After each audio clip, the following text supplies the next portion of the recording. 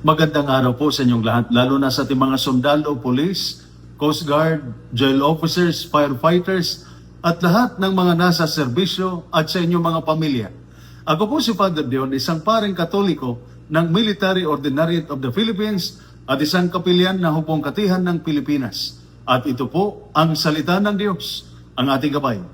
Ngayon po ay Sunday, February 1, 2026, ng ika-4 na linggo sa karaniwang panahon.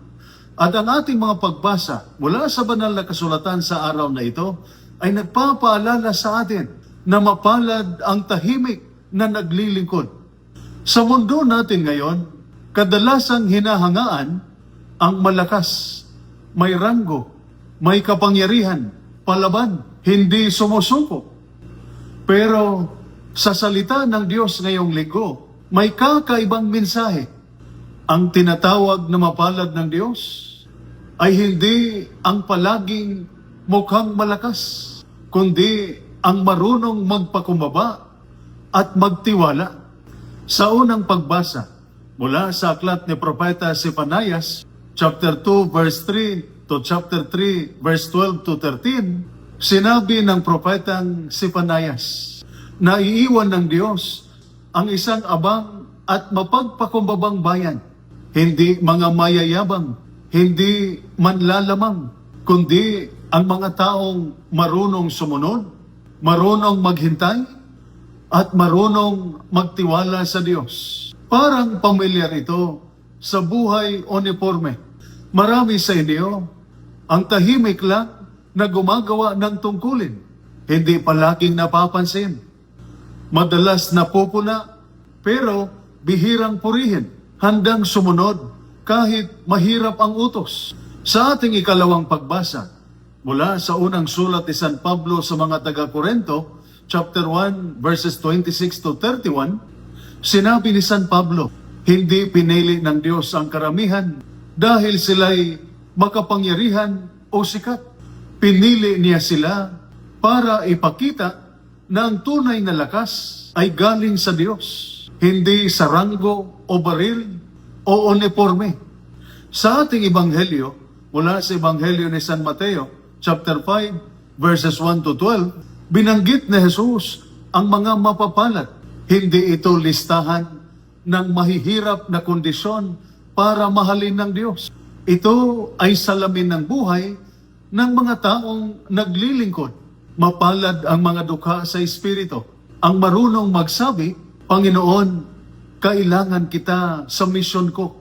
Mapalad ang mga nagdadalamhati para sa mga nakakita ng kamatayan, trahedya, sakuna, karahasan, at sakit sa kapwa. Mapalad ang maamo para sa mga marunong magpigil ng galit, kahit may kapangyarihan silang manakit.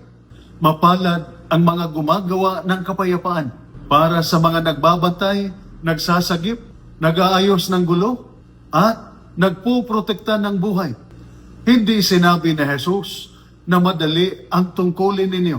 Ang sinasabi niya, nakikita ko ang puso ninyo at malapit ang Diyos sa inyo.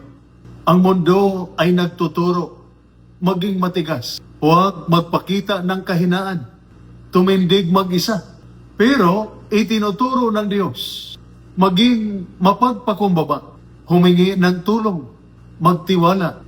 Marami sa inyo ang pagod, pero tuloy ang duty. May problema sa bahay, pero kailangan ngumiti sa trabaho. May takot, pero kailangan maging kalmado sa operasyon. Diyan mismo gumagana ang biyaya ng Diyos. Ang lakas na hindi nakikita, ang tibay ng loob, ang konsensya, ang panalangin sa tahimik na sandali. Iyan ang bumubuhay sa isang lingkod ng bayan. At sa mga pamilya, kayo na naghihintay, nag-alala, nagdarasal sa bahay, kayo rin ay mapalad. Ang inyong pagtitiis, panalangin, pag-unawa, katahimikan sa likod ng sakripisyo ay bahagi ng paglilingkod sa bayan. Hindi lang ang naka-uniforme ang naglilingkod, pati ang mga nagmamahal sa kanila. Ang pagiging mapalad ay hindi nangangahulugang walang hirap. Ibig sabihin, tapat kahit walang nakatingin. Mahinahon kahit may galit sa loob.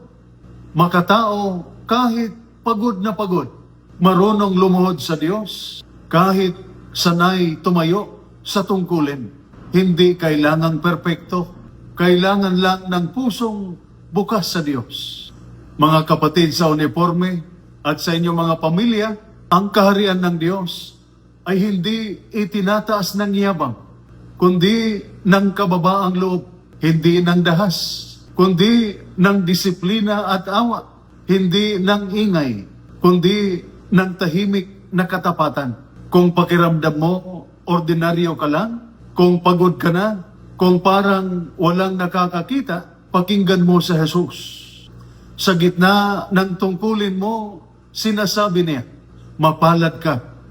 Ito po ang salita ng Diyos, ang ating gabay. Manalangin tayo. Panginoon naming Diyos, Ikaw ang aming lakas at sandigan sa bawat tungkulin. Ingatan mo ang lahat ng naka-uniforme at patatagin ang kanilang loob. Sa gitna ng panganib at pagod, basbasan mo ang kanilang mga pamilya ng kapayapaan, pag-asa at tiwala sa iyo. Turuan mo kaming maglingkod ng may kababaang loob, katapatan at malasakit sa pamamagitan ni Kristo na aming Panginoon. Amen. At sumainyo at sa inyong pamilya ang pagpapala na makapangyarihang Diyos, Ama, Anak at Espiritu Santo. Amen. Maria, Ina ng Diyos, ipanalangin mo kami. San Miguel Arcangel, ingatan mo kami. Amen.